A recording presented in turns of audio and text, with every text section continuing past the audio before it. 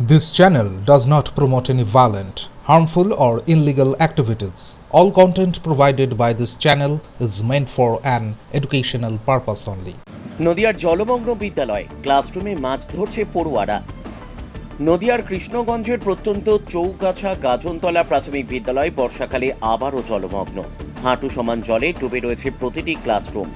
ভাসছে মাছ, আর সেই জলের মধ্যেই মাছ ধরতে ব্যস্ত ছাত্রছাত্রীরা। মিড ডে মিল রান্নাও চলছে জলেই দাঁড়িয়ে। বিদ্যালয়টি নিচু জমিতে হওয়ায় প্রতি বর্ষায় এমন পরিস্থিতির সৃষ্টি হয় বলে জানিয়েছেন কৃষ্ণগঞ্জ ব্লকের বিডিও সৌগত সাহা। তিনি জানান, বিষয়টি ঊর্ধ্বতন কর্তৃপক্ষকে জানানো হয়েছে। নিকাশি ব্যবস্থা উন্নয়নের কাজ দ্রুত শুরু হবে।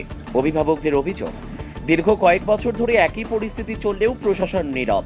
জল জমে থাকায় সাপের উপদ্রব ও ডেঙ্গির ঝুঁকিও বাড়ছে। দ্রুত স্থায়ী সমাধানের দাবি তুলেছেন স্থানীয়রা। বিদ্যালয়ের ভবিষ্যৎ এখন প্রশাসনিক উদ্যোগের উপর নির্ভর করছে।